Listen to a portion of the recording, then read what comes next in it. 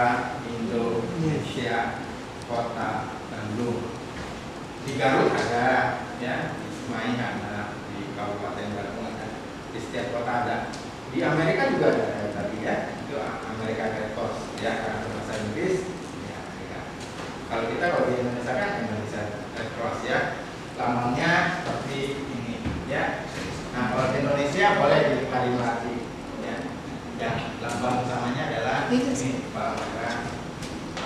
Sejarahnya mungkin kalian sudah disampaikan oleh senior ya atau pelatih. Nah kita datang ke sini tidak banyak materi ya, tapi dapat sedikit pengetahuan atau wawasan apa itu Palang Merah.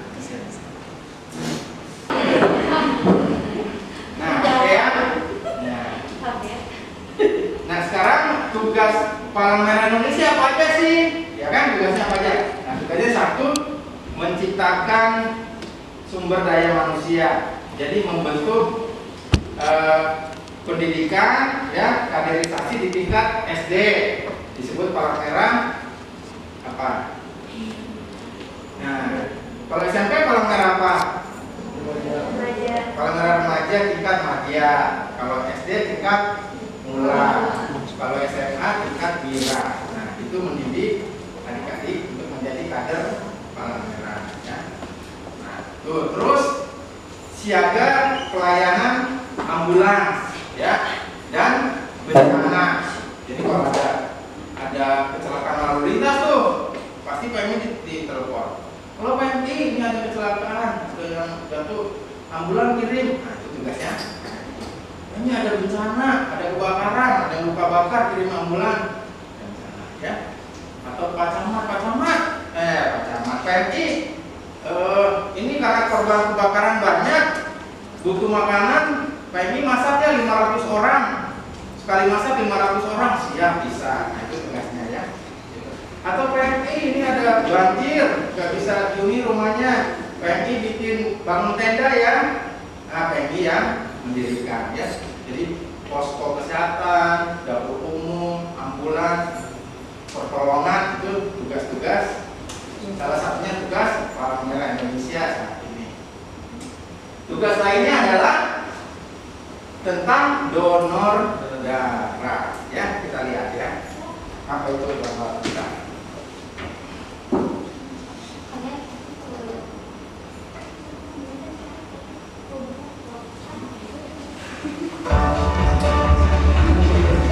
Ya Tommy, Mama bukan sampai sekarang ini biasanya kamu sering berencana mau mengajak kamu. Pasti tapi di sini mister di sini bagus. Tidak pernah.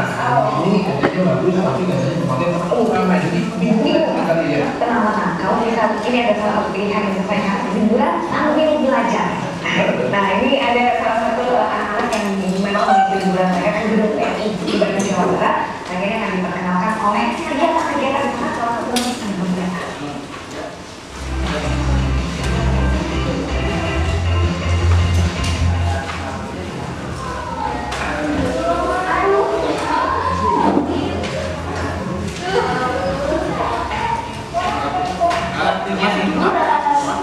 Liburan anak-anak ini tidak seperti biasanya, bukan tempat wisata, melainkan ke gedung Palang Merah Indonesia di Jalan Aceh, Kota Bandung, Jawa Barat.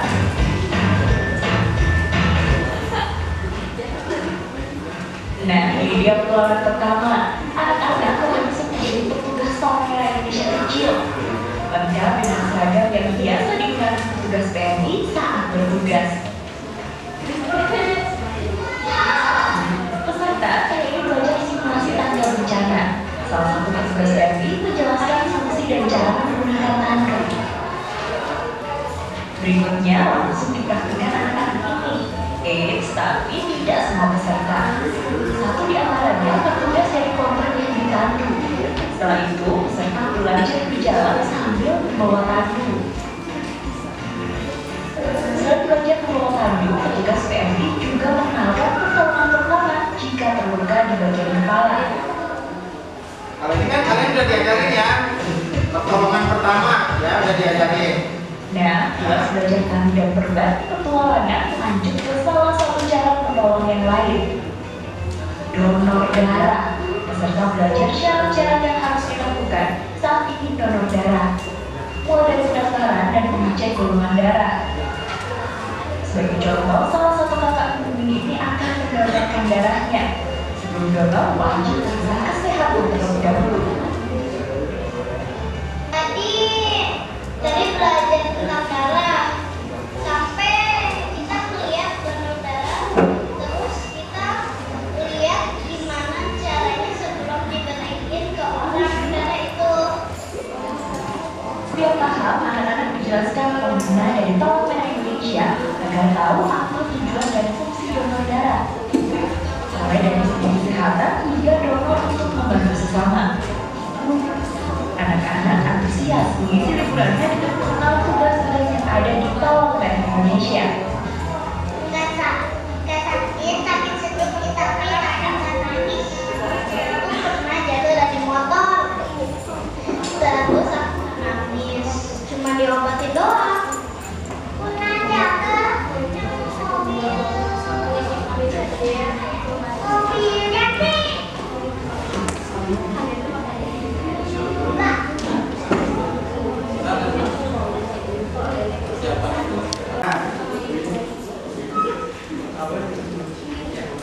Kalau adik-adik pasti di sekolah udah belajarin cara pertolongan pertama ya, cara membangun, bisa dikit ya, gitu ya, terus penampilan lain-lain. Nanti kita akan lihat bagaimana cara mendonorkan darah. Ya. Nah, golongan darah ada berapa? Empat. Ya.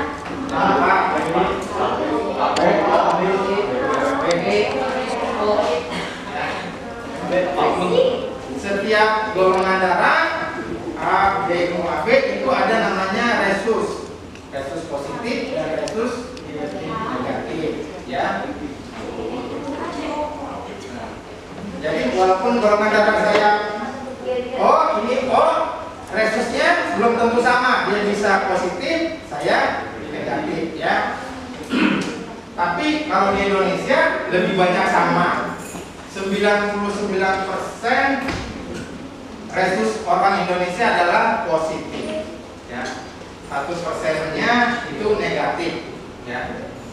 Nah, kalau orang ditransfusi dapat darah itu harus sama, positif dengan positif, tidak boleh menerima dari yang berbeda. Misalnya yang sakitnya positif dia menerima negatif nggak boleh, atau sebaliknya, itu berbahaya, ya. Kalau dulu sih kan belum diperiksa ya, dulu 50-70 tahun yang lalu asal ada darah transfusi, ya, dapat darah transfusi, kok ada yang gatal, ada yang meninggal, oh ternyata resusnya yang negatif, yang berbeda, ya, atau golongan darahnya yang berbeda karena nggak diperiksa asal masuknya. Teknologi saat ini, ya, teknologi kesehatan yang hari ini sudah sangat baik, ya, sudah sangat canggih, sehingga kesalahan-kesalahan di dalam pemeriksaan golongan darah itu sudah sangat jarang terjadi. Kalau orang mau ditransfusi darah tidak, agak susah karena darahnya diambil dulu, darah si pasien tuh diambil sedikit, terus darah yang orang udah donor darah diambil disatuin sama alat, dikerjakan sama alat, ya, diputar sama alat, dibaca sama ahlinya. Kalau dinyatakan cocok, baru bisa ditransfusikan, ya.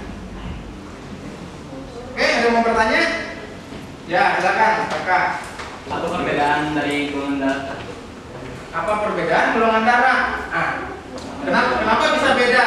Nah, kita golongan darah itu Allah yang menciptakan, ya, Tuhan yang menciptakan, ya, yang terbawa lahir dari orang tua, ya.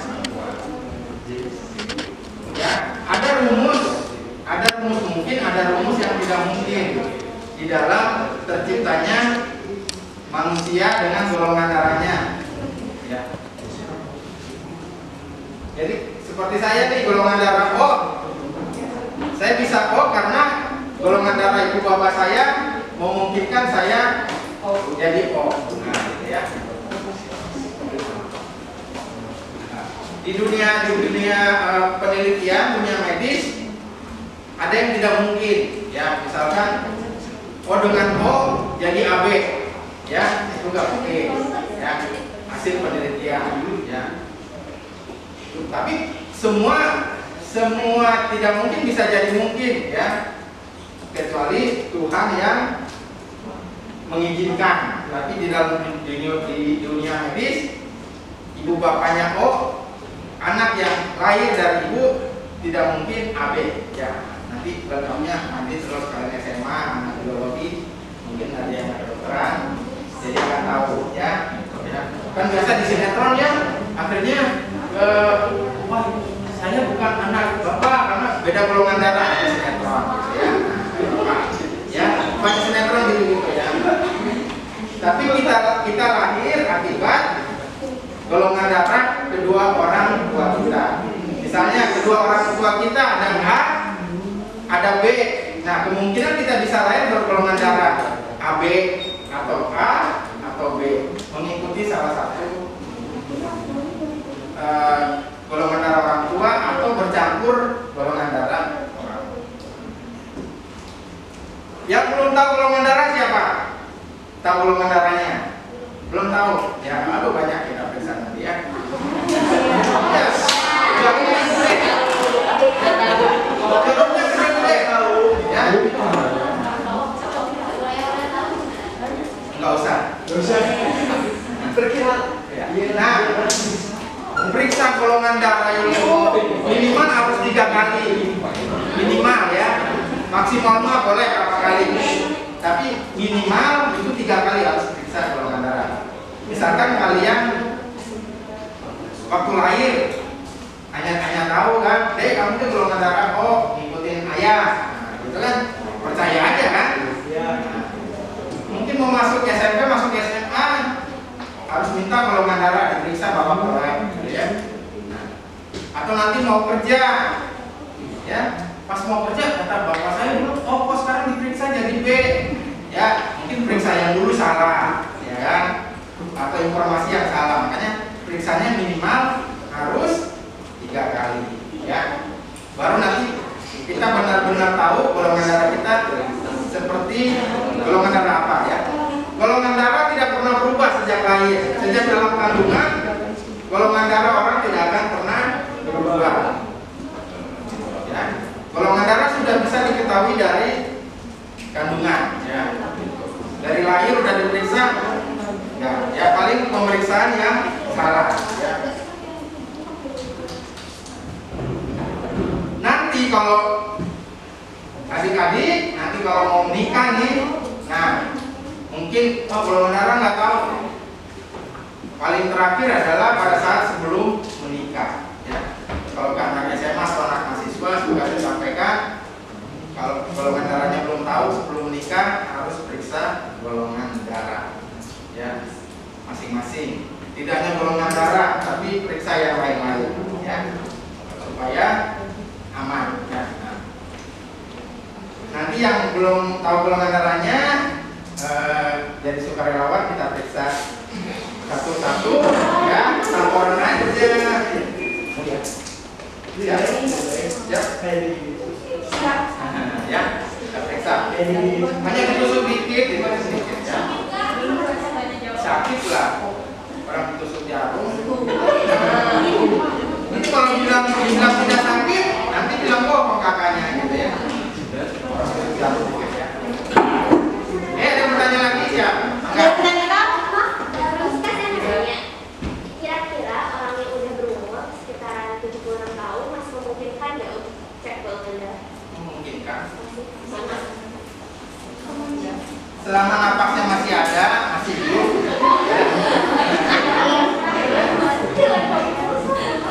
Kalau dalam dunia forensik, ya, golongan darah masih bisa tahu, ya, masih bisa tahu, ya.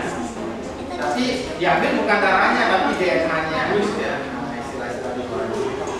Boleh? Bisa. Ada lagi? Kenapa? Ya.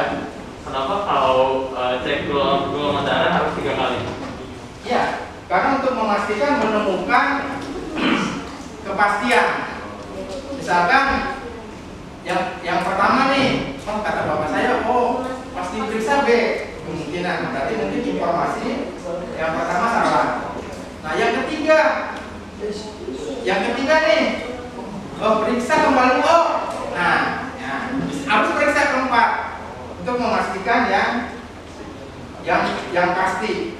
Nah, misalkan di usia sekarang Anda periksa, misalnya nanti periksa di labnya bilangnya O, gitu ya. Pas periksa di lab lain bilangnya B.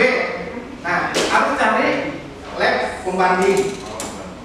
Dia O atau B, gitu ya. Kalau misalnya periksa nggak ketemu, berarti memang ada masalah di dalam darah kita. Berarti Anda 0,0% darahnya yang mempunyai keistimewaan. Bukan yang bermasalah, punya keistimewaan. Karena ada orang 0,000 darahnya itu istimewa, ya. Dia tahu darahnya itu istimewa pada saat dia memerlukan transfusi, ya. Begitu nyari yang sama dengan darahnya nggak ketemu, ya. Di dalam pemeriksaan ini menolak, tarik menarik, itu sulit, ya. Ada kita temukan ada permohonan golongan darah O, begitu diperiksa darah yang ada di kita cocokkan, nggak dicocok-cocok nih. Udah dari 4 orang kantong darah dari orang berbeda, ini belum cocok-cocok, gitu. Masih tarik menarik, jadi nggak bisa ditransfusikan, gitu ya. Nah, tapi itu 0,0, gitu ya. Tapi kalau kalian minimal 3 kali. Kalau misalnya, aduh SMP kemarin mau masuk SMP periksa, ya nanti lagi aja, ya pas mau masuk kerja atau mau masuk perguruan tinggi untuk memastikan golongan darah saya apa. Oh ya kemarin terakhir periksa waktu masuk SMP B, sekarang periksa lagi B, ya berarti itu saya golongan darah saya. Ada lagi yang menanyakan? Nah, oke. Sekarang ini PMI dikasih tugas untuk mengelola darah dari orang datang mendonorkan darah di sini, terus darahnya diperiksa, diolah, dipisah-pisah menjadi produk komponen darah di rumah sakit. Ada pasien yang membutuhkan darah, minta ke PMI atau PMI udah nyimpan di rumah sakit tersebut dan siap digunakan, ya. Berbagai keperluan, misalkan operasi, ya, kemudian pasca melahirkan, kemudian kelainan darah, itu banyak memerlukan transfusi. Karena darah itu sekarang dianggap adalah obat. Di dalam tubuh kita yang berwarna merah ini sudah dianggap obat. Sehingga proses pengolahan darah dari orang donor sampai nanti ditransfusikan itu diawasi oleh Badan Pengawasan Obat dan Makanan (BPOM). Ya. Jadi darah itu obat, ya. Darah itu obat. Sampai saat ini darah belum tergantikan, ya, sebagai obat, ya. Belum ada yang menggantikan. Oh pakai itu biasanya pakai darah, ya. Oh pakai itu aja, pakai santan kelapa. Nah belum ada, ya. Nah, kalau obat yang lain kan bisa. Oh misalkan obat flu biasanya pakai paracetamol. Oh pakai ini aja, ya. Pakai bupen, apa ini banyak. Jenisnya banyak, ya. Jenisnya banyak. Tapi kalau darah karena ada cipta Tuhan, sehingga belum bisa tergantikan, ya. Kita akan lihat darah itu mengalir dalam tubuh seperti apa, ya.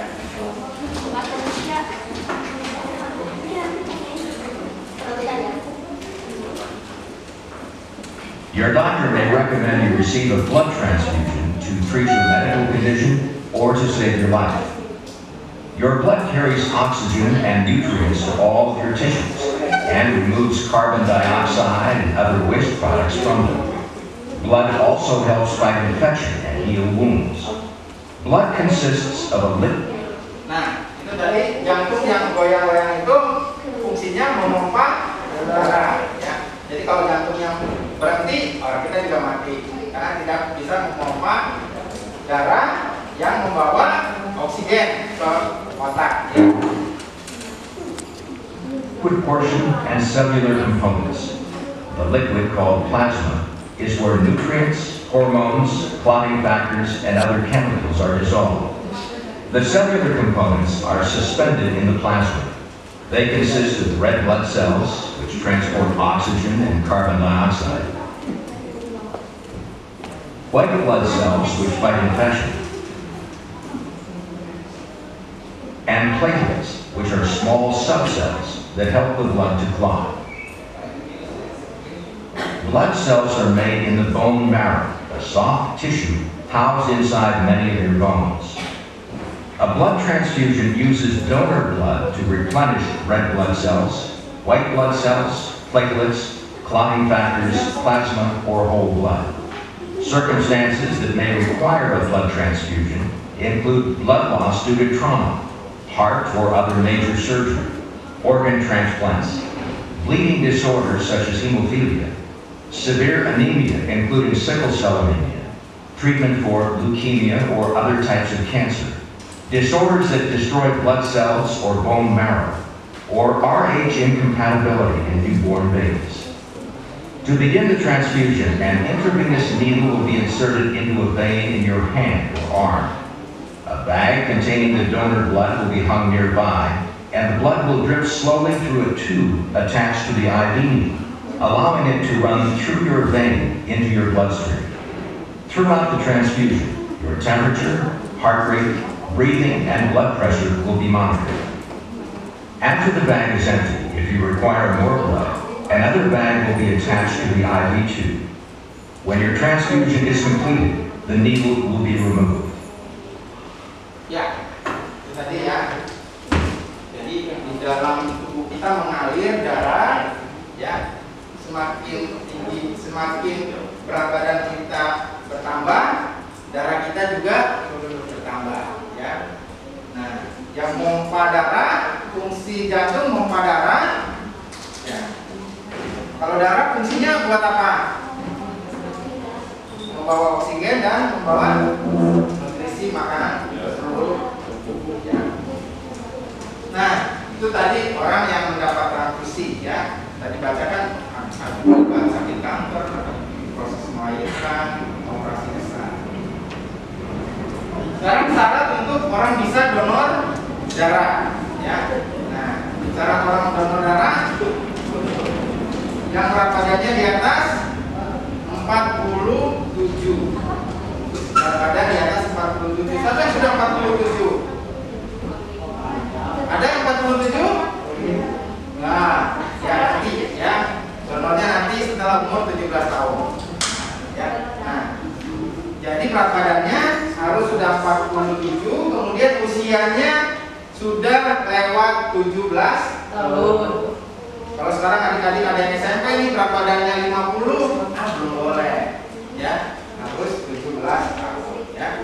Jadi nanti kalau udah 17 tahun lewat sehari, ingat udah 17 tahun nih, udah lewat sehari, atau mau ngerayain ulang tahun dengan donor darah, ya. Ya, mau ngerayain ulang tahun nih, jarang tuh, ya, jarang, ya.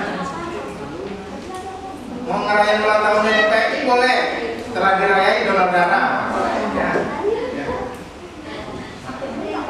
Acara tiup lilinnya di PI mau donor darah. Ya. Ada yang pernah merayain donor darahnya ulang tahun perkawinan, ya, datang di sini ulang tahun perkawinan, dia donor darah, mengingatkannya demikian. Kalian mau ulang tahun boleh, adik-adik nanti pas ulang tahun. Nanti selanjutnya pemeriksaan dokter, ya, nanti ada periksa dokter boleh apa enggak, nanti tekanan darah yang diperiksa, denyut nadi diperiksa, denyut jantung diperiksa. Kalau boleh, ya lanjut ke pemeriksaan golongan darah, ya, golongan darahnya diperiksa ulang lagi, walaupun sudah tahu diperiksa lagi kan lebih pasti lagi tuh, karena kan minimal harus 3 kali. Donor darah periksa, oh, kemarin terakhir waktu SMA waktu 17 tahun periksanya B, sekarang periksa B, nah ya ambil aja berarti golongan darahnya. Nah kalau semuanya lolos, semuanya baik, nah darahnya akan diambil ya, diambil sebanyak 350 cc ya, seperti 1 gelas teh manis lah ya. Kita lihat filmnya lagi yang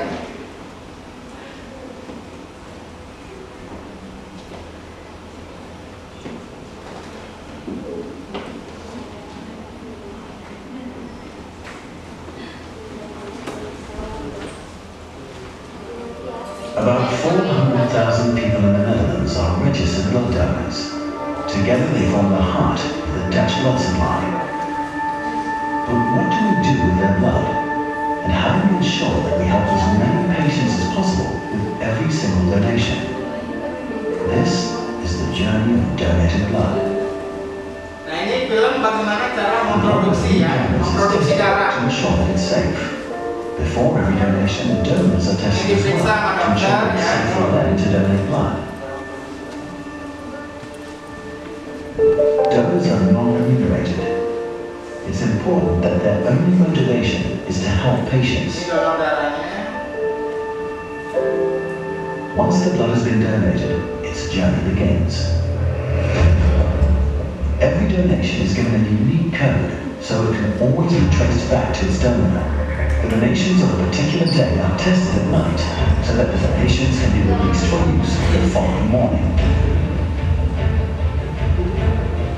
Donated blood is separated into components: red blood cells, blood platelets, and plasma. Donors also have the possibility of only donating plasma.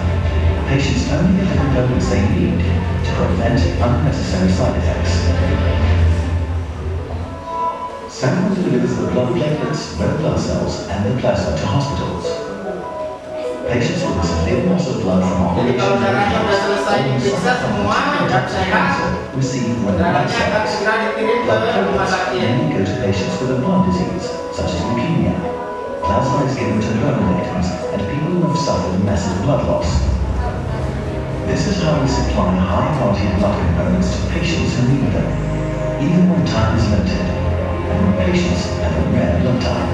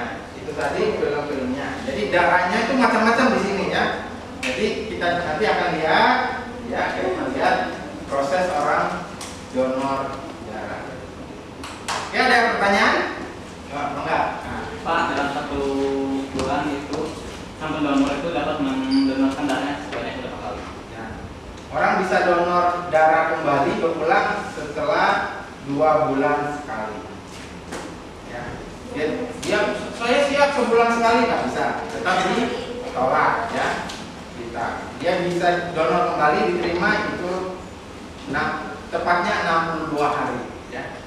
62 hari.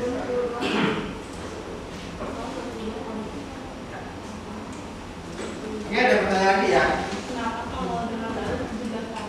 Ya, kenapa 17 tahun? Karena di bawah 17 tahun belum punya KTP. Satu ya. Belum punya KTP kan? Iya, iya. Dan undang-undang yang ada itu menyebutkan orang boleh donor darah setelah berumur 17 tahun, sudah dianggap dewasa ya. Jadi sudah bisa menentukan menentukan tanda tangan sendiri gitu ya, sudah bisa tanda tangan sendiri. Kalau KTP sih nanti setelah 17 tahun bisa cetak. Karena sekarang juga undang-undang KTP bisa dicetak setelah berumur 17 tahun. Nah, nggak tahu nanti kalau ada peraturan baru umur 15 tahun udah bisa cetak KTP, mungkin peraturan juga tentang donor darah mungkin bisa berubah. Atau nanti malah harus lebih tinggi. Orang syarat donor darah usia minimal 19 tahun.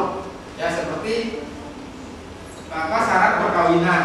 Ya, perkawinan itu wanita 19 tahun. Ya, nggak boleh kalian mau nikah 17 tahun nggak boleh itu ya. Karena pasti Departemen Agamanya nolaknya belum. Satu umurnya belum punya KTP, syaratnya memang keluar dari pemerintah harus 19 tahun. Oke, ada lagi? Ya, ya. Apa ada prosedur atau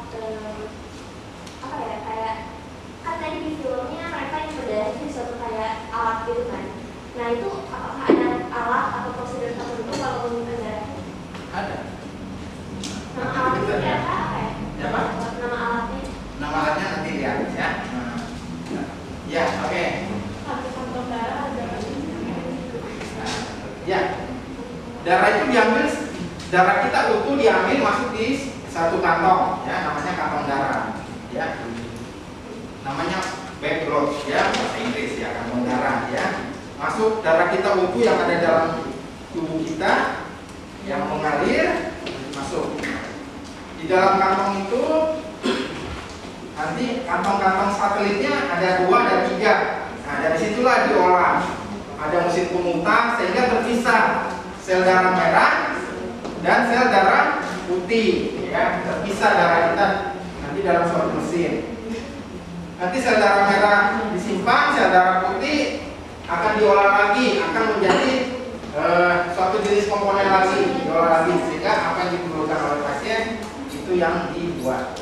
Ada sel darah merah lagi, ada yang dibutuhkan oleh pasien tapi harus dicuci darahnya, kita kerjakan lagi. Jadi jenis-jenisnya ada kurang lebih 7 jenis darah yang biasa dipergunakan oleh pasien tergantung jenis darahnya.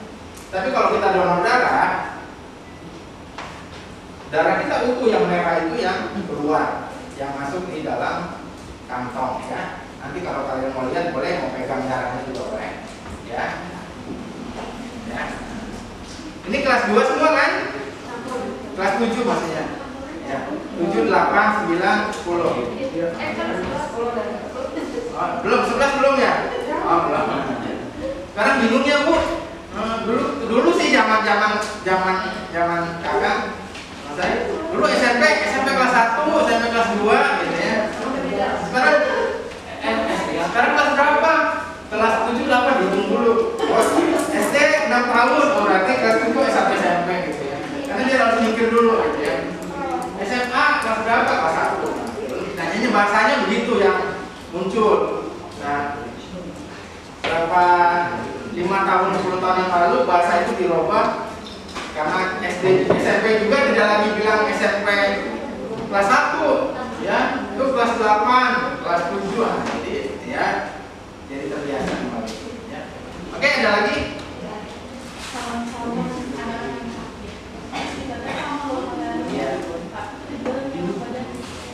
Iya, nggak boleh ya. Setiap orang yang mau mendonorkan darah harus melalui seleksi dokter ya, seleksi dokter dan seleksi pemeriksaan oksigen di dalam darah kita, ya. Walaupun misalnya ada saudara kita yang butuh darah, golongan darahnya sama, begitu kita memeriksa kesehatan sama dokter ditolak, ya nggak bisa, ya. Semuanya harus melalui pemeriksaan medis, ya. Pemeriksaan medis itu ada dua, medis dokter dan medis darah. Darah itu akan diperiksa golongan darahnya sama apa enggak, kemudian hemoglobin dalam darah, oksigen dalam darah kita cukup atau enggak. Nah, tidak apa yang kita mau harus, soalnya bahaya begitu dipaksakan, ya lagi nggak enak badan didonor, ya tambah sakit, gitu, ya. Jadi keselamatan pendonor harus diutamakan, ya. Jadi misalnya kita mau donor, nggak bisa ya nggak apa-apa, ya. Nggak apa-apa, karena kita harus sehat. Cari orang yang sehat juga, ya, atau orang yang lain. Oke, ada lagi? Ya, kita tanya ini dulu. Ya. Ya. Donor darah apa yang didapatkan? Nanti akan lihat manfaat donor darah, ya. Oke, sekarang kita putar dulu manfaat donor darah. Ya. Teman saya Dokter Minda.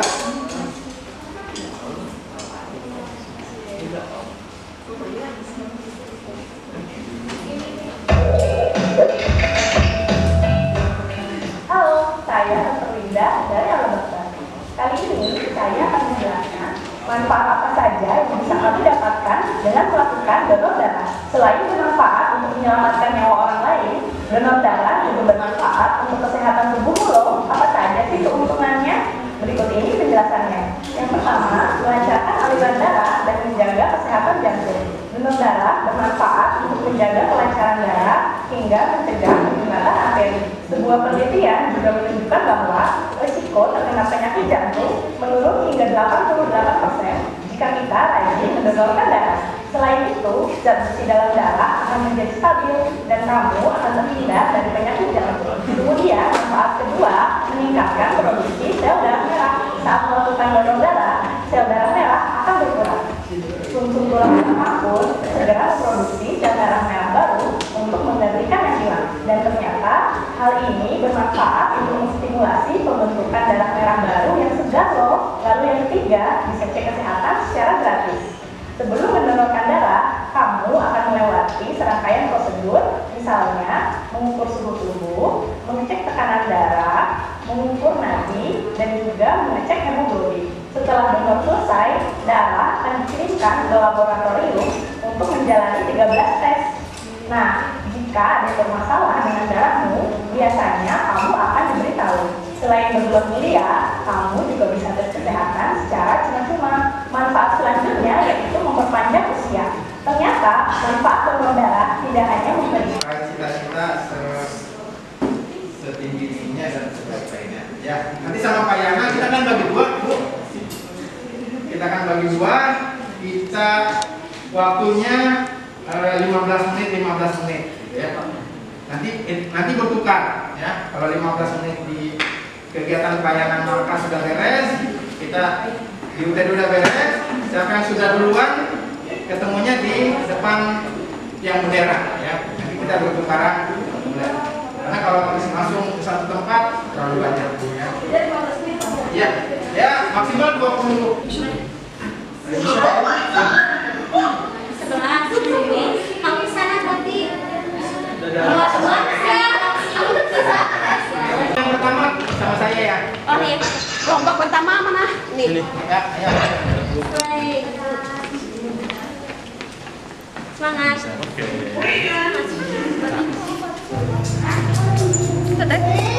Bentar, aku mau videoin dulu.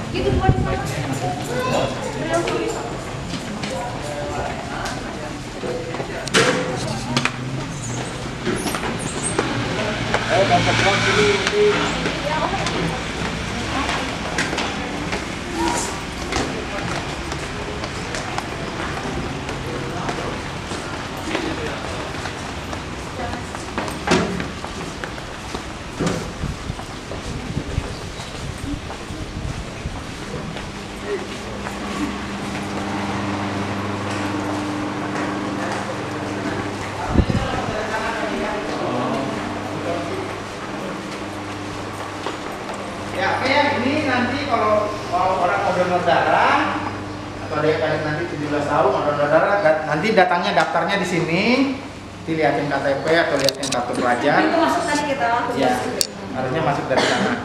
Oke, nanti didaftarin, dibuatin kartunya. Nanti setelah itu ikut alur pemeriksaan dokter.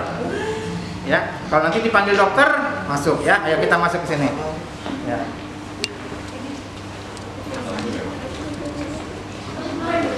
Ayo masuk. Silakan Mangga naik gelis. Mau sapa dokternya enggak? Ya, Sehat? Ya, dan pemanggilnya ditanya. Saya mau kenalan sama dokter. Wah, barangkali. Sampai 7. Dekat. Ya, makasih dok. PMR. Oke dok.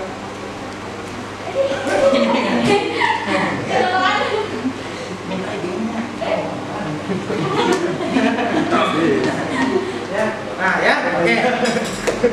Itu kalau dokter menyatakan yang donornya sehat, boleh ya, nanti lanjut ke pemeriksaan cek HB. Nah, satu tadi siapa yang mau diperiksa golongan darahnya? Oh ya, iya. Jadi tolong sama Bu Adi. Nanti temannya boleh lihat. Yes. Ya, nanti tunggu sebentar ya. Harus yang berani ya. Saya akan sambil Bawa mau.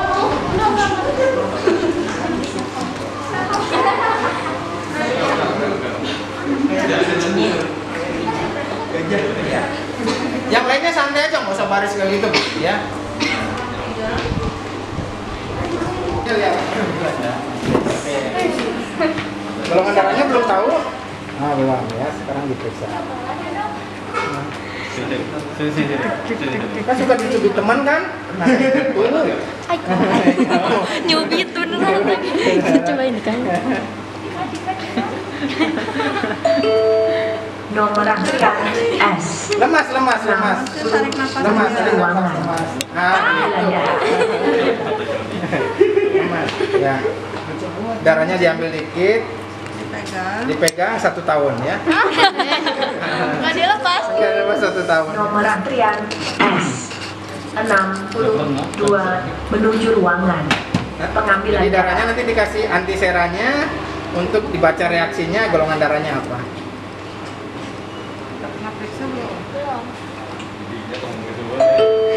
Nomor antrian S 63 menuju ruangan pengambilan darah. Golongan darah A. Resusnya positif. Nanti sampai rumah ibu atau bapaknya ditanya, "Bu, golongan darah apa ibu atau bapak?" gitu. Nomor antrian S Aku golongan darahnya A, udah diperiksa. Kasih ya. Kasih Bu. pengambilan darah. Ya udah ya. Nah, itu tadi, ayo ke sini. Ya. S 45 pemeriksaan HB1. Kalau udah kering boleh dibuang. Ya, itu sudah tadi lihat proses. Nah, kalau di sananya prosesnya semua bagus, HB-nya juga bagus ya, ada nilainya kan, ada alatnya. Nanti bisa ke pengambilan darah. Ayo masuk sini. Ya. Jangan dulu, masih penuh. Sini aja, maju sini. Ya, oke. Nah, itu masih penuh di sana. Nah, kita coba lihat aja di situ. Ya, nanti kita masuk. Ya, Mas ya. S Tunggu di sini ya.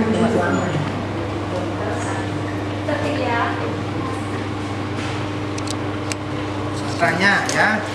Ini kantong darahnya sekali pakai. Ya. Sekali pakai 1 orang 1 ya. Nggak mungkin bisa untuk 2 orang karena nanti selangnya jarumnya dipotong ya, nggak mungkin ya. Ini ada yang isinya 350 cc. Ini yang lebih besar, ini isinya 450 cc ya. Jadi ada orang yang senang diambilnya 450, ada yang hanya 350. Gimana berat badannya ya. Jadi kalau dia berat badannya 60 terus sudah sering donor, dia biasanya mau diambil yang lebih banyak, 450 cc ya. Ini buatan diproduksi di Singapura ya. Di Indonesia belum ada pabriknya ya. Jadi pasti mahal, biaya produksinya pasti mahal. satu kantong ini, nah perkiraan berapa kalau bikin gini? Ya pasti mahal ya. Wah, gimana caranya pabriknya bikin gini? Oh ya. Ini udah didesain kuat, sangat kuat gitu ya, sangat kuat. Karena ini bawa darah, kalau gampang pecah, ya kayak kresek minyak atau kresek plastik gampang robek. Nah, ini pasti sangat kuat. Tiba-tiba jatuh, masih aman ya. Karena juga dibawa-bawa, terus digantung. Nanti ini digantung, makanya di sininya udah disiapin lubangnya tuh. Ya, sini ada lubang. Jadi buat digantung kayak tadi. Nah ini kan ini ada lubang. Ini juga sangat kuat. Kan ini kan berat. Ini pasti nahannya kuat. Kalau nggak kuat, jatuh. Ya. Sudah didesain sedemikian, uji coba ya, uji coba sehingga kuat. Oke?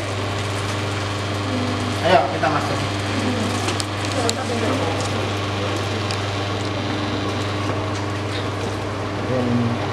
Ya,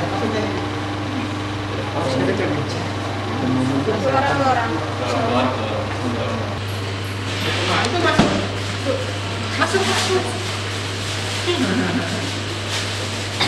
Itu kali berserah.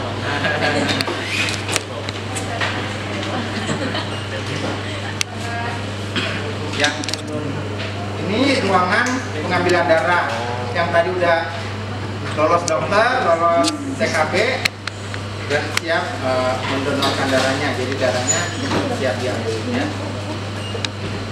Tadi disimpan dalam kantong tersebut. Nanti ada 2 tabung kecil ini, diambil darahnya untuk pemeriksaan virus darahnya. Ya. Jadi kalau terdapat virus dalam darahnya nggak bisa ditransfusikan. Jadi darahnya dimusnahkan. Dimusnahkannya dengan cara dibakar. Dibakarnya dalam suhu 2000 derajat Celcius. Ya, jadi kantong darahnya jadi debu, darahnya menguap. Ya, menguap. Jadi tidak. Dibakarnya di mana, Pak? Dibakarnya di suatu kawasan di Karawang. Ya. Jadi seperti apa? Ada suatu pabrik sampah-sampah medis, limbah medis, ya limbah berbahaya, limbah B3, bahan berbahaya dan beracun. Seperti produksi sampah dari rumah sakit, ya itu limbah B3. Ya. Semuanya dibawa ke Karawang, dibakar. Ya. Sehingga tidak ada.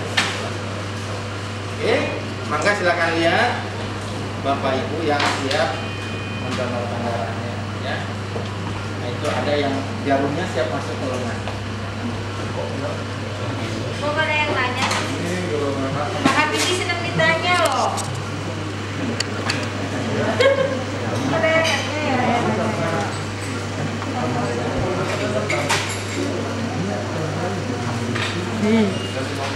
Ini guys, ini sampai sini. Oh, belum.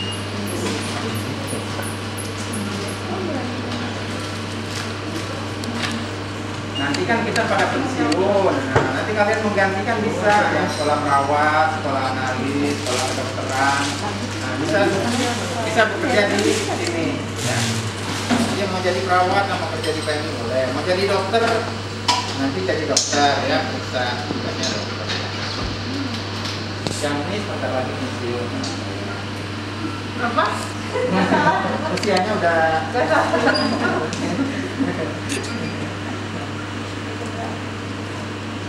Nanti adik-adik, seperti tadi Seumuran. pas mau ngerayain ulang tahun ke-17, nah ingat donor darah. Tanya. Panjang banyak. Kalau ini pengen bertanya. Ini ditanya, istrinya berapa?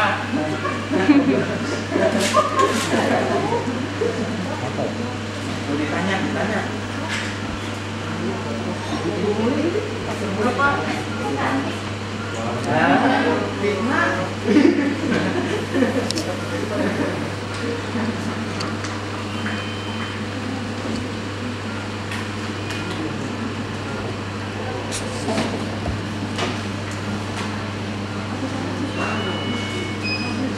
Ya, jadi jarumnya, kantong darahnya itu steril ya, sekali pakai ya. Karena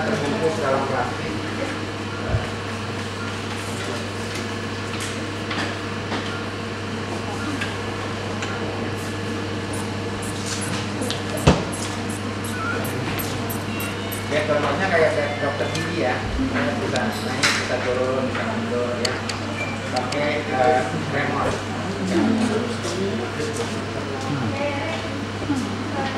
Pak, Ya, dalam satu hari biasanya pendonor itu ada berapa orang? kunjungan ke sini rata-rata di atas 100.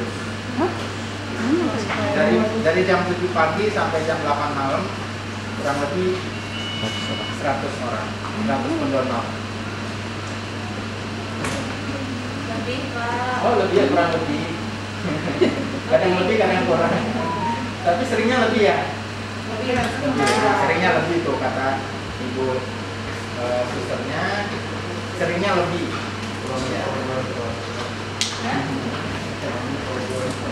Kalau aparesis seringnya kurang dari 100 kalau aparesis. Lebih.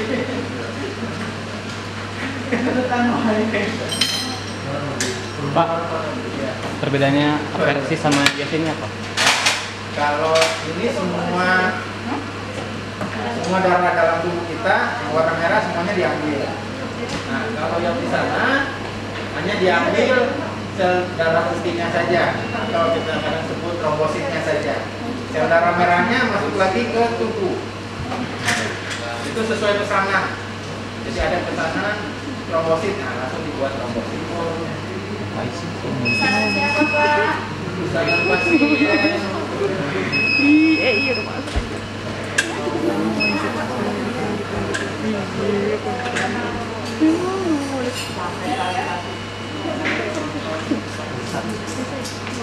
Oke, udah lihat? Kita pindah ya. Kita pindah ke sini.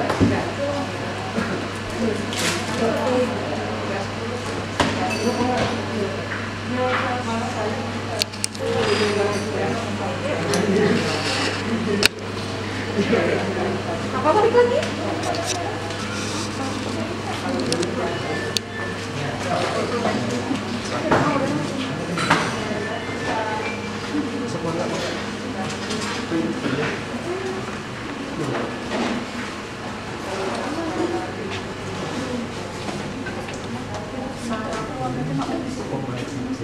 Nah udah selesai, tutup ya.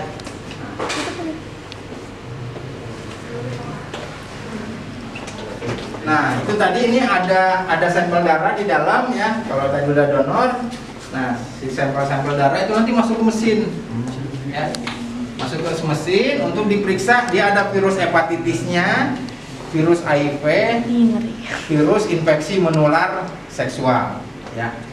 Jadi kalau ada 4 virus itu di dalam darahnya nggak bisa dipakai, jadi darahnya darah akhir, darah rusak, dianggap darah rusak, gitu ya. Nah, nanti si pendonor itu nanti dilacak, akan dipanggil ulang untuk cek ulang, dia benar-benar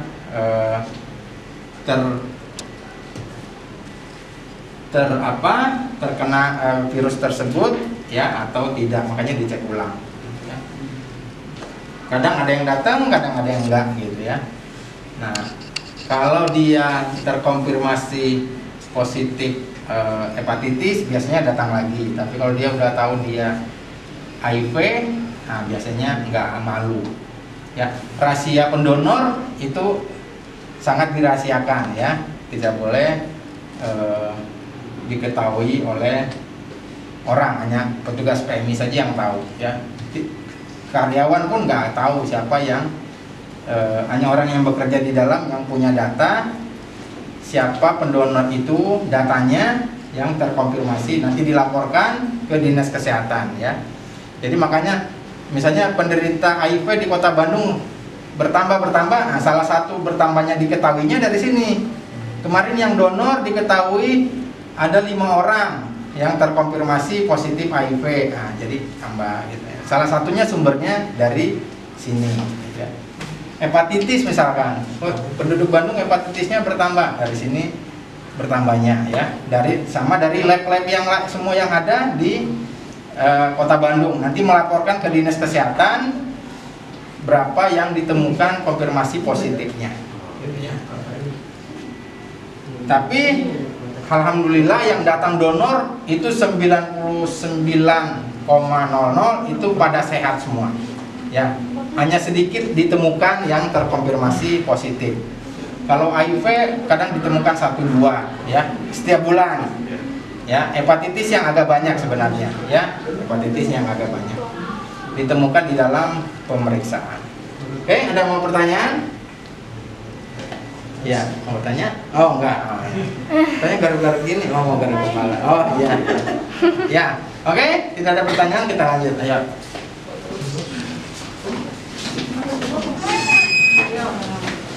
Buka, tahan.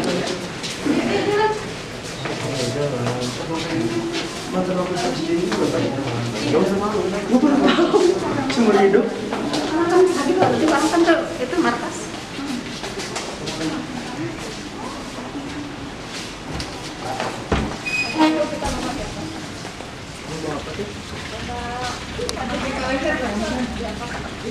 Kalender. Turunin. Nah, di dalam ruangan itu untuk memisahkan komponen darah, ya. Komponen darah ada yang disebut komponen trombosit, plasma, ya, PRC. Itu dipisah-pisahnya di dalam itu, di dalam ruangan, ya. Itu banyak kayak apa tuh, mesin cuci tuh. Nah, gitu ya. Nah, itu kayak mesin cuci kan, dibuka gitu ya. Nah, itu harganya 3 miliar. Kantong. Iya. Itu dibuatnya ada dari Jepang, Amerika, ya. Tuh, jadi kalau 3 miliar itu di dalam ada berapa tuh? Ya, ada 6 kalau nggak salah ya. 6 milik. Itu 3 miliar masa kerjanya hanya 1 tahun. Jadi beli lagi? Iya. Beli lagi, ganti lagi. Karena mesinnya itu seperti mesin pesawat kecil, putarannya. Jadi kalau mutar baling-baling, nah itu sama. Ya. Itu mesin 3 kurang lebih 3 ya. Nah kadang udah 1 tahun masa kerjanya udah ada capek karena tiap hari dipakai gitu ya. Ya sehingga setahun ya minta ganti lagi ya. Daripada ganti spare part gitu ya. Ini mahal spare partnya. Ya spare partnya mahal. Terus mesin-mesin yang warna kuning itu. Ya seperti kita lihat di film tadi, itu yang memisahkan komponen darahnya, ya. Ada yang ngejepit, pindah ke kantong sebelah, Nah itu di dalam semua kegiatan. Oke, kita lanjut. Ayo.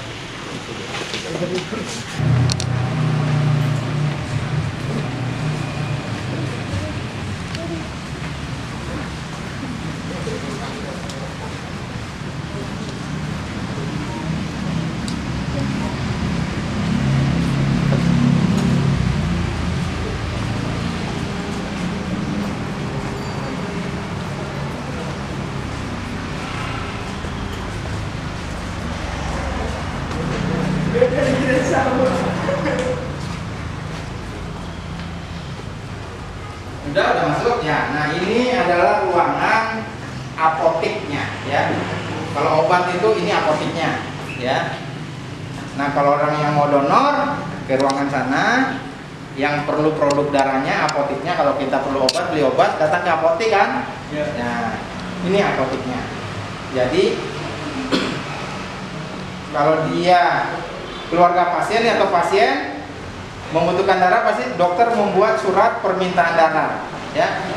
Nah surat permintaan darah, kalau suratnya udah muncul, bisa dibawa oleh petugas rumah sakit atau keluarga pasien. Nah kalau keluarga pasien yang ditugaskan, dia datang ke sini bawa suratnya, ngasih ke petugas nanti akan menyiapkan produk darahnya yang diminta oleh dokter. Di situ tertulis misalnya sel darah merah 1 kantong, ya disiapkan 1 kantong dan dibawa ke rumah sakit dengan penyimpanan dan ketentuan akan diberitahu bahwa dalam simpannya itu kurang lebih 30 menit harus sudah sampai rumah sakit ya. Kalau perjalanannya lama, misalkan permintaannya rumah sakitnya agak jauh, misalnya di Popo ya atau di Cilenyi, biasanya bawa coolbox semacam ini ya. Semacam ini. Karena suhu simpannya darah, sel darah merah antara 2 sampai 8 derajat. Jadi harus dingin. Kalau dia sudah lewat di suhu tersebut kemungkinan akan darahnya rusak, ya. Jadi sel-sel darah yang ada komponen darah yang ada di dalam itu menjadi mati, jadi percuma dimasukin, ya. Jadi suhu simpannya 2 derajat sampai 8 derajat. Makanya dikasih SPEC, namanya SPEC supaya dia tetap dingin dan bisa cepat ditransfusikan. Nah, darah itu macam-macam, ada yang harus disimpan dingin, harus ada yang disimpan suhu kamar, harus ada yang disimpan di minus derajat, ya. Seperti tadi yang ada yang lihat itu tabung terus begitu ditutup set, nah itu minusnya 25 derajat, ya. Ada namanya komponen darah plasma. Plasma darah itu disimpan di suhu minus 25 derajat, bertahan 1 tahun produk darahnya, gitu ya. Tapi kalau sel darah merah, suhu simpannya 2 sampai 8 derajat, masa aktifnya, masa kadaluarsanya hanya 30 hari saja. Jadi kalau misalnya ada yang donor terus tidak terpakai darahnya karena nggak ada yang sakit kan, nggak ada yang minta, itu hanya 30 hari. Ya, setelah 31 hari expired, ya, bahasa kerennya expired, harus dimusnahkan, ya. Jadi PNI tugasnya menyiapkan darah, ya, tapi tetap berdoa supaya tidak banyak yang pakai. Kalau banyak yang pakai berarti kan banyak yang sakit. Nah, gitu ya. Makanya kita hanya menyimpan untuk stok 2 sampai 3 hari stoknya, gitu ya. Jadi tapi kalau obat, ya, obat bodrek itu stoknya mungkin banyak, ya, karena kadaluarsanya lama. Nah, kalau Kota Bandung stoknya itu hanya menyimpan untuk 2 atau 3 hari saja, ya.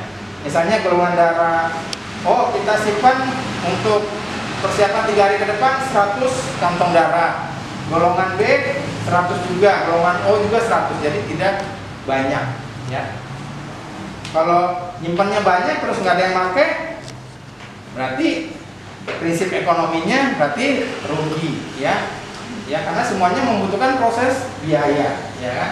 Beli kantong darahnya aja harus impor, ya kan, harus impor. Jadi kalau nggak ada yang pakai, ya sayang, ya. Makanya kita stoknya tidak banyak, ya, untuk hanya 3 hari ke depan, ya. Tapi kadang kaget stoknya 3 hari ke depan tiba-tiba banyak permintaan darah. Nah, berarti pada saat hari-hari ini atau minggu-minggu ini banyak yang sakit. Seperti contoh di bulan awal Juli, golongan A tiba-tiba permintaannya meningkat, ya, stok darahnya langsung habis, gitu ya, karena lebih banyak yang minta daripada yang donor. Nah, kalau demikian, kalau lebih banyak yang minta daripada yang donor, stoknya tidak ada, berarti si keluarga pasien harus disuruh mencari pendonornya. Itu disebut donor keluarga. Misalkan nih, ini namanya siapa? Sakit nih misalkan. Sakit, ya, butuh golongan darah A, ke PMI kosong. Nah, si istri dikasih tahu, ajak kakak, ajak saudara-saudara, ajak teman-teman untuk donor buat gitu ya. Yang bergolongan darah A sama. Nah, itu namanya donor keluarga. Jadi mencari sendiri pendonornya untuk si pasien. Nah, itu biasanya terjadi di bulan puasa. Kan darah yang rusak itu dimusnahkan kan? Ya. Nah, itu dimusnahkannya pakai alat atau ada? Pasti pakai alat karena dibakar. Masuk di penampungan, masuk di oven namanya, ya. Oven pembakaran. Kayak kita oven kecil di rumah, bakar roti bakar, microwave. Nah, sebesar ini. Ya, sebesar ruangan ini, ya, sebesar lapangan voli, microwave-nya masuk, semua sampah-sampah medis, ya. Kalau dari rumah sakit, ya sampah medis, termasuk potongan tubuh yang mutasi karena diabetes atau kecelakaan lalu lintas, masuk dibakar, gitu ya. Nah, itu nah kayak dikremasi kayak gitu ya, sampai jadi masuk oven namanya, ya. Namanya, ya. Nah, ini kan kalau udah selesai namanya limbah medis, ya. Nah, pas ini semua kita setiap rumah sakit, puskesmas yang menghasilkan sampah limbah medis, PMI, ya, ini sampahnya kan dipisah, limbah B3, itu dihitungnya 10.000 per kilogram, kena casnya, kena cas pembakaran, pemusnahan, ya sampah-sampah medis itu 10.000 per kilogram. Bayangkan kita tiap hari 50 kilogram.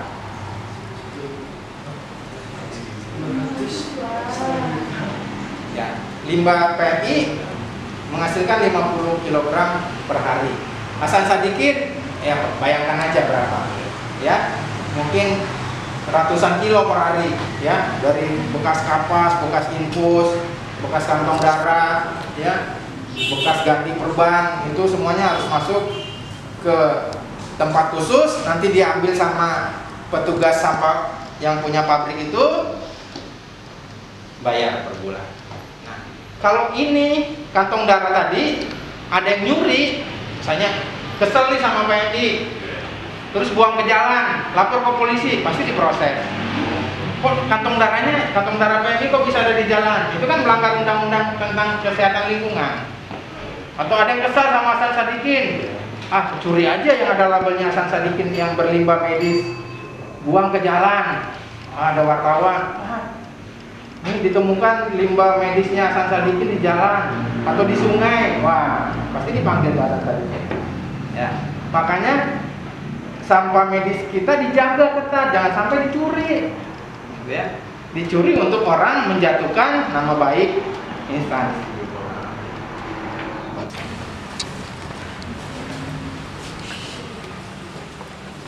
Lihat dulu. Lo jadi ingin mencoba. Ingin mencoba apa? Pak, ini apaan, Pak? Hah? Ini belum tahu gitu. Apaan Enggak itu? nih, apaan? Apaan itu? Selancar apa? Ya, selamat datang di ini namanya ruangan bantuan plus gudangnya ya. Nah, apa yang tadi diterangkan sama Pak Bibi. Jadi dari PMI itu ada 2 unit, yang satu unit donor darah, yang satu unit markas.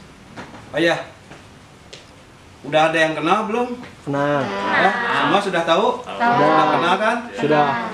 Beberapa kali di sekolah ya. Iya. Nah, di sini ada beberapa peralatan, yang kita punya. Mungkin sebagainya ada yang dibawa ke lapangan. Nah, ini namanya kalau ada korban bencana alam nih, kalau gunung berapi, terus banjir bandang.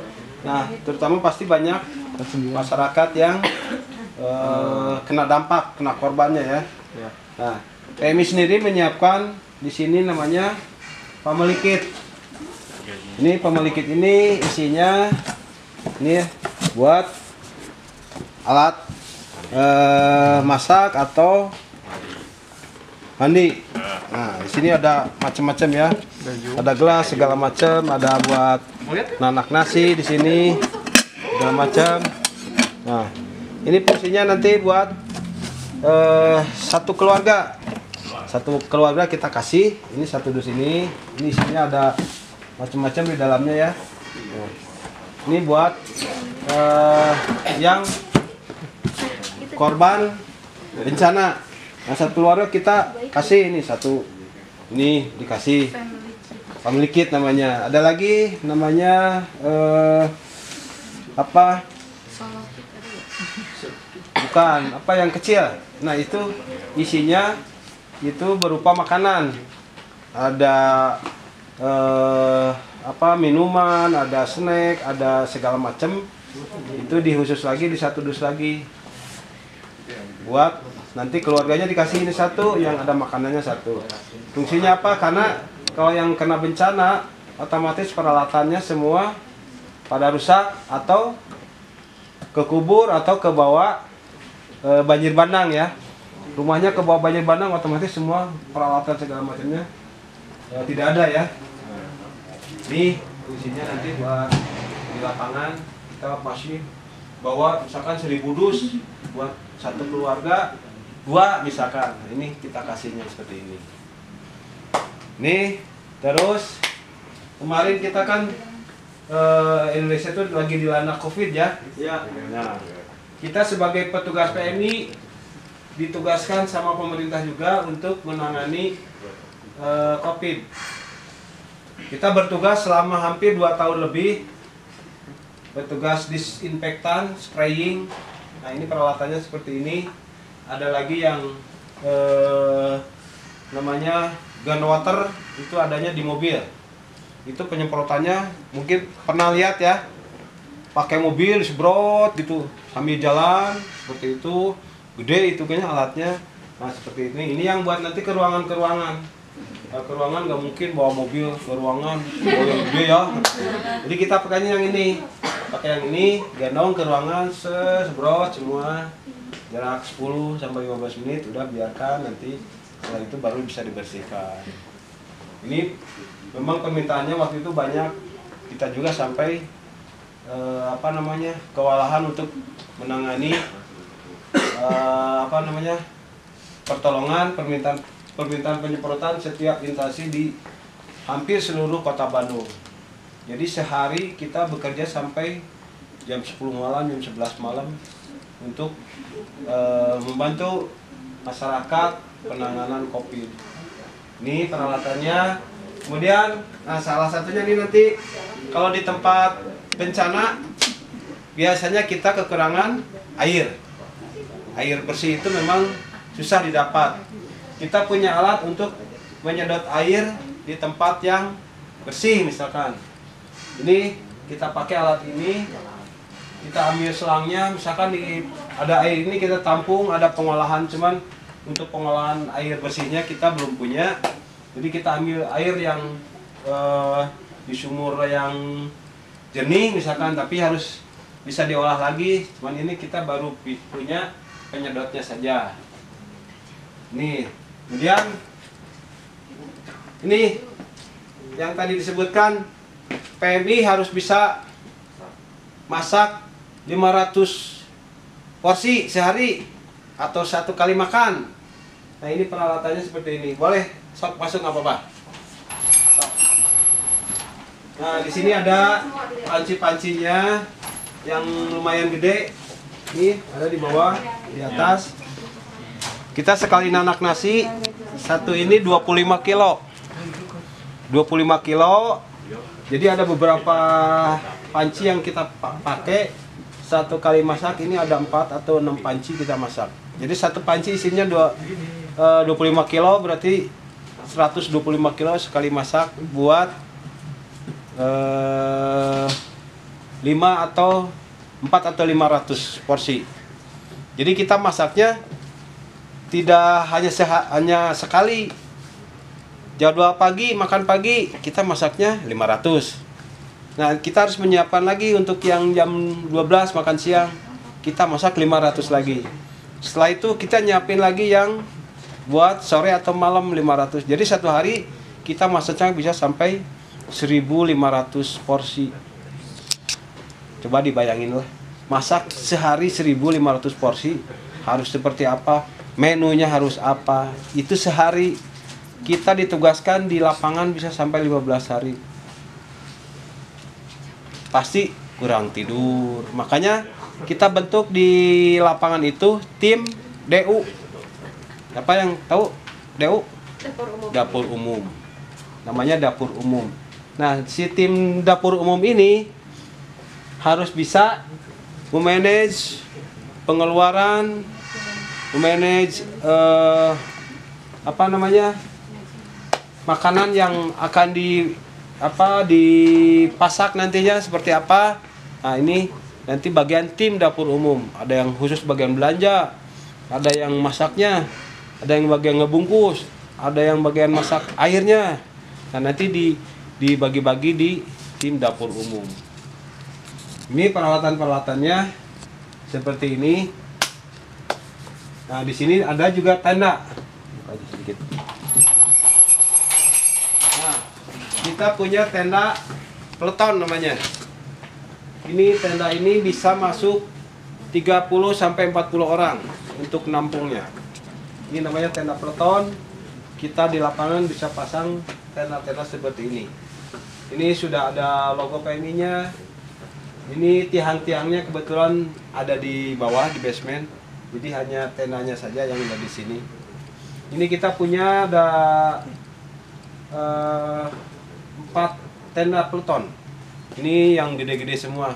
Jadi kita tidak punya yang kecil. Kalau yang kecil mungkin ada tenda regu ya. Tenda regu itu bisa hanya 4 sampai 6 orang masuknya atau 10 orang. Jadi kita hanya punya yang gede-gede 30 sampai 40 orang untuk menampung korbannya.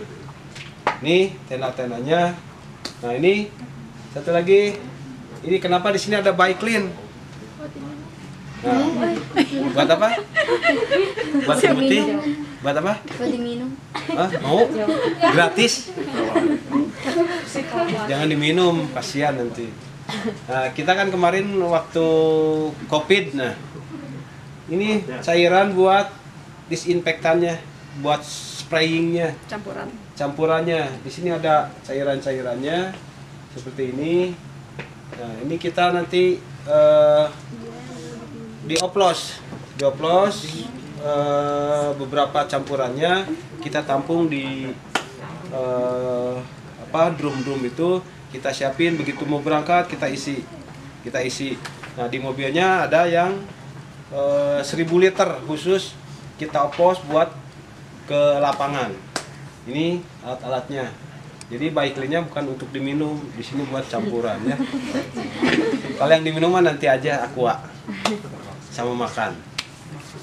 Ya, ini yang di peralatan dapur umum. Kita mau ke depan lagi boleh? Ayo, ke depan lagi. Nah, sini ada tadi lupa tendanya, tandunya.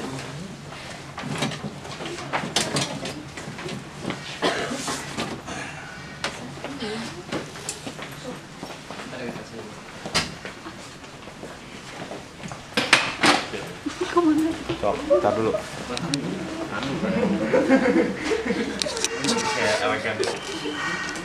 Akan di lapangan, contohlah di kegiatan sepak bola ya. Sepak bola sering ditonton, apalagi mungkin di Liga Indonesia, di Persib. Nah, kita yang sering dibawa ini. Ini nanti kalau misalkan pemain di lapangan ada yang tiba-tiba kena banturan, jebret, itu bahkan pasti kekurangan napas ya. Nah, salah satunya kita pakai alat ini. Ini namanya tabung oksigen. Ini ada oksigennya. Kita pakai alat seperti ini. Ini untuk pertolongan pertama supaya jalan pernapasannya tidak tersumbat. Ini salah satunya pakai ini. Ini namanya tabung oksigen portable. Ada lagi yang seperti di dalam ada ya, ada yang pakai raba juga. Nah, itu mungkin nanti itu buat di tempat ininya, gunaannya di tempat saja. Karena kalau dibawa ke lapangan memang cukup besar. Ini yang satu tabung.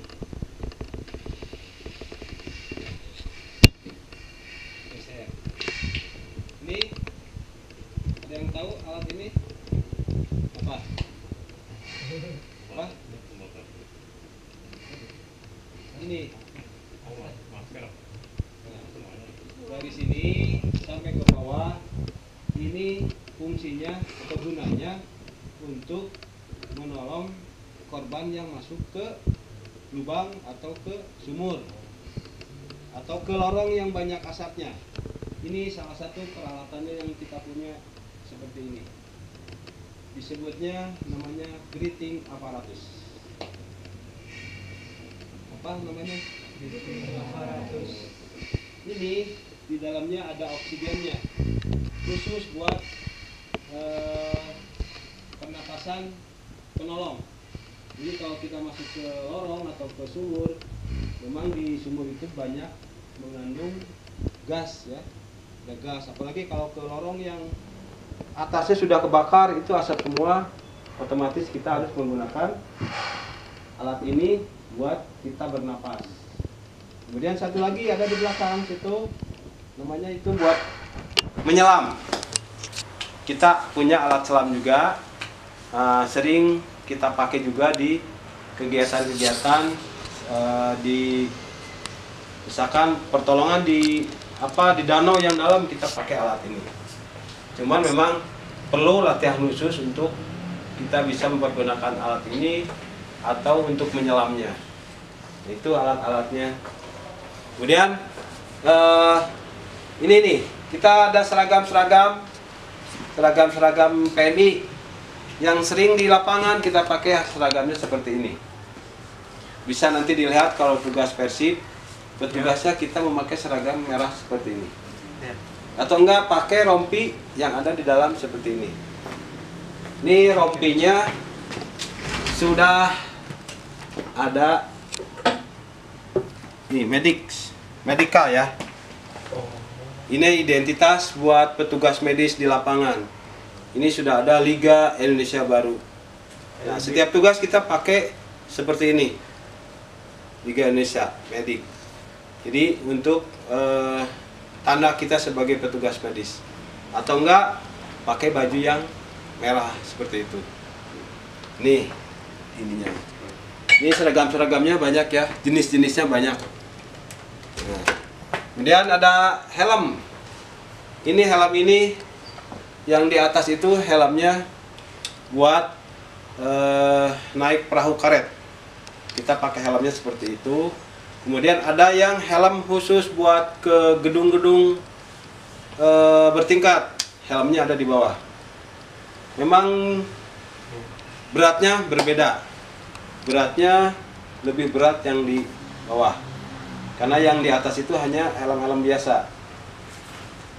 Nah, yang helm seperti ini ya. Nah.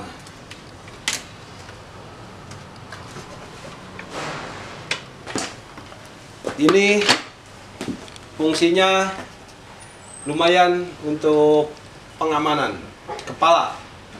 Jadi kalau kita masuk ke gedung yang kebakaran pasti akan ada robohan-robohan tembok ya.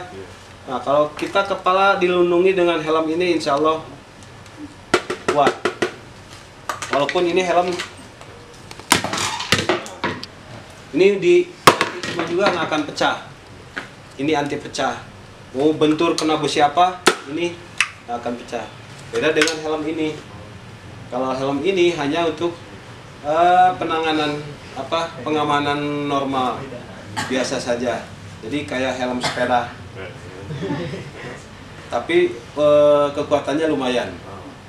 Buat kalau misalkan kita di lapangan yang tidak terlalu berisiko, kita pakainya helm yang ini. Kalau ini yang helm buat yang berisiko. Oke? Paham sampai sini?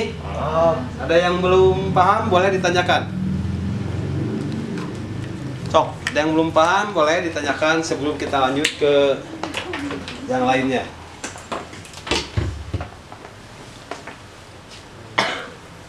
Ada yang belum paham? Paham? Oke. Kita lanjut. Ada yang mau nanya itu gunanya buat apa gitu? Nah, nanti dikasih. Tadi ada yang nanya ini apa? Kamu ya tadi ya? Iya. Belum dikasih tahu ya? Belum. Ini namanya Belum bidai itu. bidai kayu. Ini bidai kayu. Ini bidai kayu. Fungsinya buat apa? Nah, sering ditanyain. Ini fungsinya buat apa? Ini buat penanganan patah tulang. Kalau patah hati beda lagi. Obatnya apa Pak patah hati? Patah hati harus sama hati lagi. Bener ya? Bener. Jadi gini, ini fungsinya bidai kayu. Kalau kita misalkan patah tulang, ini si tulangnya di sini tidak boleh bergeser untuk penanganannya. Jadi harus seperti ini, ditahan. Ini ditahan, satu lagi di atas. Jadi dua. Ini gini. Nanti di talinya pakai mitela. Supaya kenapa? Nanti si tulangnya tidak bergeser. Jadi sudah diluruskan biar si patah tulangnya tidak bergeser, tidak keluar menembus kulit.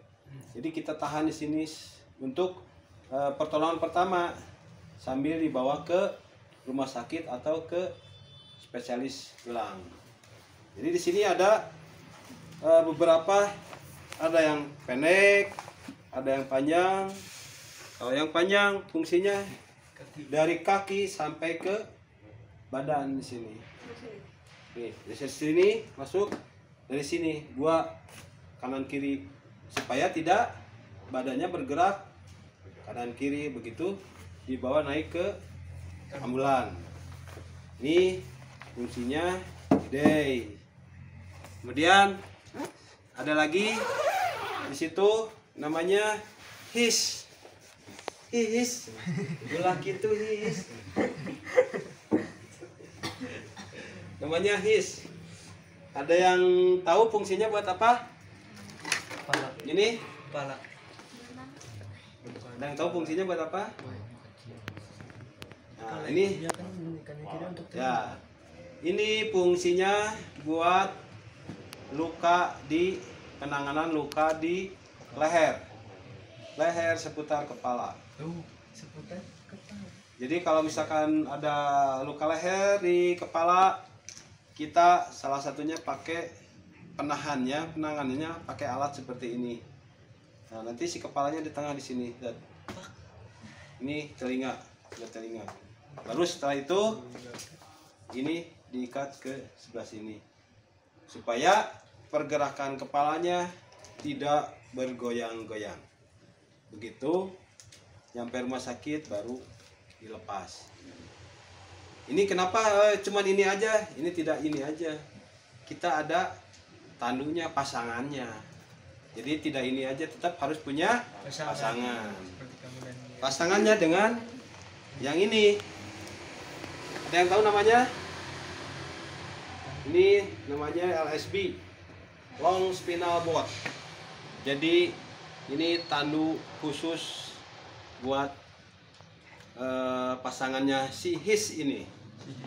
Nah, ini disimpannya di sini. Nah, di sini. Korbannya baru tidur di sini, terlentang gini. Cara pengangkatannya seperti apa? Seperti yang telah diajarkan, kita bawa tandu seperti apa? Sama, mau tandu lipat, mau tandu seperti ini, bawahnya tetap posisinya sama, dengan kaki seperti ini. Jadi kan ini kan, sama, yang ininya sama, di sebelah sana sama. Kenapa harus seperti ini? Kalau posisinya gini, kita beban di sini lebih berat. Angkat gini, ini kan pasti pegal. Kalau gini, nah ini kan posisi ini akan lebih ringan, lebih enak, set. Nah gitu. Jadi langsung langkah. Ini fungsinya tandu LSB. Ini. Kemudian ada lagi yang di atas. Ada yang tahu namanya? Bukan, ini juga. Ini namanya tandu basket. Tandu basket, cuman nggak ada bolongnya buat masukin bola, nggak ada. Yang ada buat bawa pasien. Nah, gitu. Fungsinya ini buat bawa pasien atau korban yang ada di ketinggian. Jadi misalkan di tebing nih, korbannya di bawah, kita paling susah untuk bawanya pakai yang manual. Jadi kita pergunakan tandu basket. Mungkin ada beberapa yang pernah lihat pakai penariknya pakai helikopter. Ya. Pernah lihat nggak? Pernah. Nah, ini tandunya seperti ini. Kita pakai ada tali-talinya. Si korbannya diangkat pakai helikopter, set. Karena posisinya di bawah di jurang. Setelah ditangani, baru diangkat sama helikopter, pindahin ke darat dekat ambulan. Baru kita angkat pakai. Ada lagi namanya tandu apa ya? Cuman barangnya nggak ada di sini. Ada tandu lagi itu khusus buat nanti ngambil pasiennya. Jadi si pasiennya tiduran, tandunya dimasukin, set, angkat ke pinggir gini, ini masukin satu lagi, telak, kunci, baru bisa diangkat. Itu namanya tanu scoop, cuman tanunya nggak ada lagi dibawa di ambulan. Tuh lagi. Maaf, yang tanu scoop tuh yang waktu kita demo itu. Tanu scoop ya? Ya. Ada yang pernah mungkin Yang kemarin. waktu demo itu yang ada di mobil. Di mobil ambulan. Nah ini kan bisa dibagi dua tuh. Ya. Si tanunya bisa dibagi dua, ada kuncinya, buka. Jadi ngebagi dua, ngebelah gitu. Tarik, nanti pas begitu masuk satu, ini dipinggirkan si pasiennya, masukin lagi satu, tek, ngunci, baru bisa diangkat. Ini satu lagi, mungkin sudah tahu ya. Ini namanya tanu lipat. Kalau biasanya seperti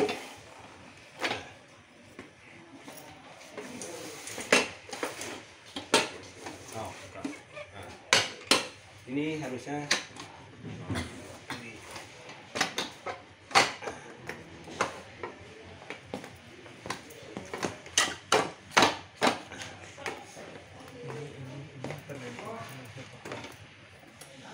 balikin, baik. Nah, ini tanu lipat dua ya. Kalau misalkan ada yang kemarin kan bawanya pakai tanu biasa ya, tanu kayu ya, tanu yang darurat. Nah, kalau misalkan kita punya tanu yang seperti ini nih lebih bagus. Ini lebih enak untuk bawanya. Ada yang mau nyoba tidur di sini? Apa? Oh, tidur tapi diangkat nanti sama temennya gitu. Tidur bawah. Mau? Ini sama, tapi ini kan posisinya ujungnya di sini sama dengan tanu kayu itu ya, tanu buatan. Ujungnya kalau ini ada pegangan di sini, ini. Kalau ini sama, pegangnya kayak tanu. Nah, seperti ini. Cuman di sini sudah langsung. Pasiennya bisa diangkat, tidurkan di sini, baru kita gotong. Sama mungkin dengan di kegiatan-kegiatan bawa pasien di lapangan, di Persib misalkan seperti ini. Ini yang sering dipakai juga tandunya. Kalau nggak ini pakai yang ini. Karena memang kalau pemain sekarang berat badannya cukup berat ya. Apalagi pemain asing bisa sampai 90 kilo, 95 kilo. Ini akan lebih cepat rusak. Karena kita bawa ininya, korbannya pasti kan kita bawa. Ini bermain tut. Nah, ini kan beberapa kali ini sampai sobek. Ini karena bebannya memang melebihi kekuatan tandu ini. Ada yang mau ditanyain? Ada yang mau ditanyakan? Ada yang nanya, ayo. Yo, kelompok tadi banyak yang nanya loh. Kelompok 2. Iya, kelompok 2 ya tadi. Kalau boleh tahu bahannya terbuat dari apa ya? Yang mana? Kayak ini. Yang ini. Ya. Ini bahannya apa namanya? Udah lupa lagi. Khusus memang buat tandu. Memang ada beberapa bahan yang buat tandu ini, ada yang murah juga, ada yang mahal juga. Nah, kalau misalkan yang mahal memang itu lebih kuat. Itu harganya bisa sampai 15 juta. Ini tandunya. Buatannya Jerman. Kalau ini hanya 1 jutaan harganya. Tapi buat 60 sampai 70 kilo masih bisa. Kekuatannya masih bisa dipakai. Kalau tandu yang harganya 7,5 juta sampai 15 juta, memang bahan ininya lebih bagus.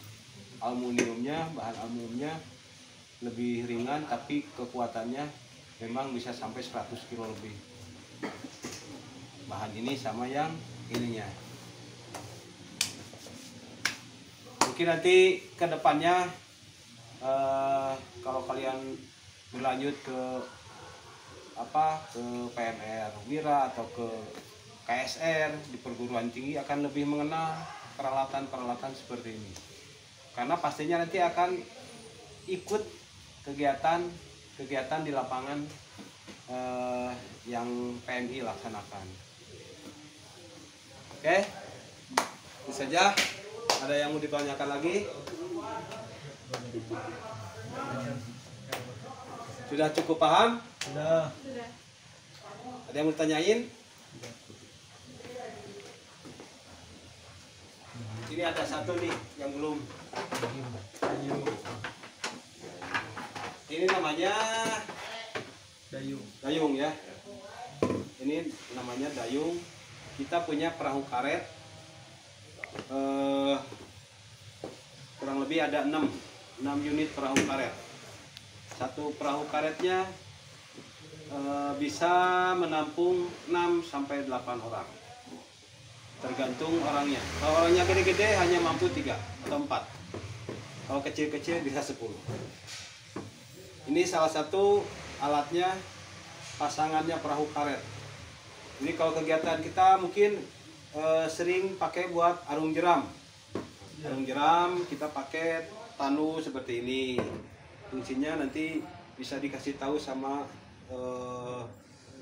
tukang perahunya nanti. Pegangnya harus seperti apa, cara ngedayungnya harus seperti apa. Nanti itu ada instruksi lagi. Jadi kita hanya menerangkan kegunaannya saja. Jadi buat kegiatan-kegiatan kebencanaan peralatan yang ada di PMI Kota Bandung. Mungkin itu, nanti kita bisa lihat perahunya ada di luar. Oke, mau lihat perahunya? Oke, yuk kita keluar sini.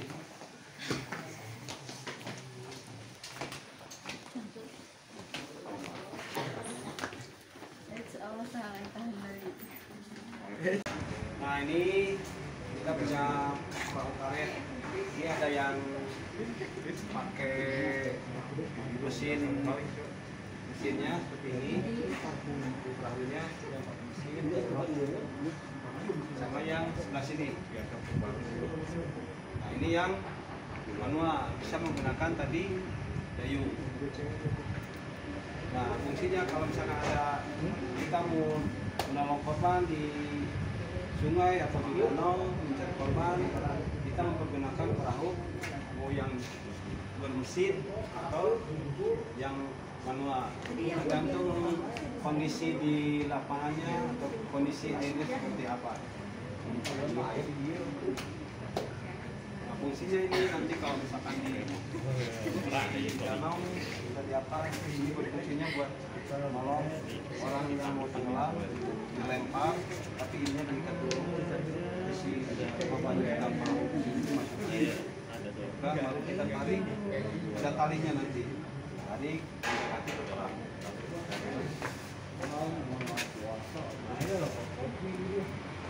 Ya, ada yang mau tanyain tentang perahu? Cuman nggak bisa dinaikin perahunya. Nggak boleh. Nggak boleh. Nanti kalau banjir baru. Kalau banjir boleh dinaikin. Pernah dioperasikan waktu satu insiden. Pernah dioperasikan waktu suatu insiden. Perahunya. Ini sering, perahu ini sering dipakai buat mencari korban. Ada yang korban tenggelam waktu di daerah mana kita mempergunakan perahu karet. Ini beberapa kali menyusuri sungai yang ada di Kota Bandung, kebetulan arusnya yang cukup deras. Kita telusuri dengan menggunakan perahu ini. Startnya di mana? Misalkan di daerah ini kita turunkan perahunya, nanti berakhirnya di mana? Memang kadang-kadang untuk pencarian orang yang terbawa itu susah, tidak bisa satu hari ketemu. Kadang 2 sampai 3 hari baru ketemu. Lagi ketemunya tidak di Kota Bandung, ketemunya ada di wilayah Kabupaten Bandung. Itu ada di KBP. Ketemunya sudah ada di Sungai Batu Jajar, Cililin. Ada lagi yang mau ditanya? Cukup? Sudah cukup tentang peralatan dan dapur umum? Kita ada mobil. Nah, perahu ini bisa dibawa seperti ini bisa dilipat. Kita kempesin dulu semua, lalu kita lipat. Memang cukup berat atau berisiko. Kalau dilipat terus nanti cepat besar leman-lemannya. Kan ada leman-leman ini. Kalau terlalu banyak dilipat, memang ininya suka terkelupas. Jadi lebih bagusnya ini di bawah seperti ini. Tapi jangan sampai kena terik matahari. Kalau kena terik matahari, ini semua lepas, kena panas. Lepas semua lem-lemannya kalau kena terik matahari. Jadi tetap harus di tempat yang tidak kena matahari. Oke, sudah cukup? Cukup. Udah lapar belum? Udah. Lapar sama. Sangat lapar. Mangan. Ya. Tinggal satu kelompok tadi yang tadi sama Pak Habibie nanti bareng ya. Gitu ya. Adek, mana tuh? Ini Adek. Ini suruh itu ambil. Ini dua orang di sini. Oke, cuman Enggak, aku nyalain ini langsung. sudah ada. Nah, kita ke depan lihat ambulan. Kalau tadi kelompok 2 ambulannya belum datang. Jadi kita lihat ambulan ke depan. Yuk kita ke depan. Nah ini ambulannya. Ambulan kemarin yang pernah dibawa ke sekolah. Oh iya. Kemarin waktu demo kita bawa mobilnya yang ini. Ini peralatannya sama. Pandunya.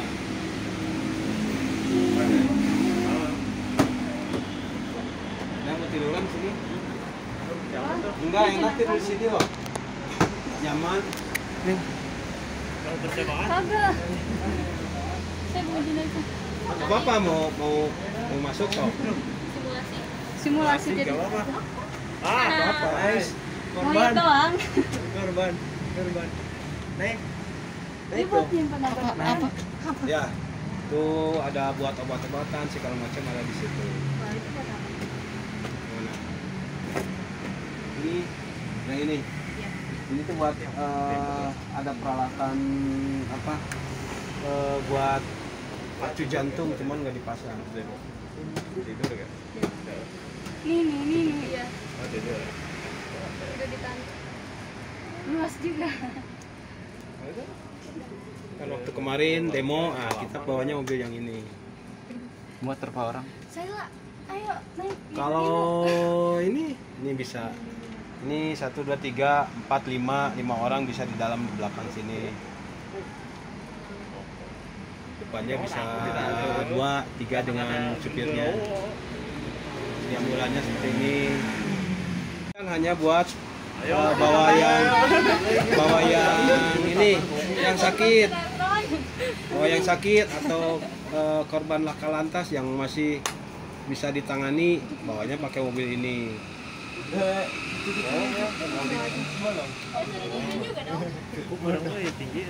Ini mobilnya seperti ini. Gimana keadaan anak saya? Nah, udah cocok kamu. Nah, yang mobil jenazahnya ada sebelah sana, di parkiran sebelah sana. Yo, mau ke mobil jenazah, yo. Jenazah, nah ini mobilnya. Mobil jenazah yang PMI punya. Oh, jenazah.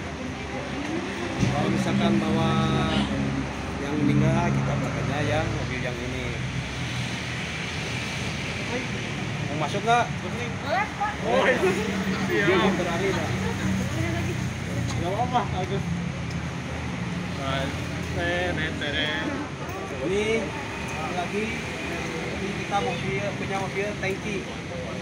Nah, ini kegunaannya nanti buat menampung air kalau ada apa yang tadi disampaikan kejadian bencana. Nah, ini kita kalau misalkan ada gempa atau banjir bandang atau gunung Merapi, Airnya diserap?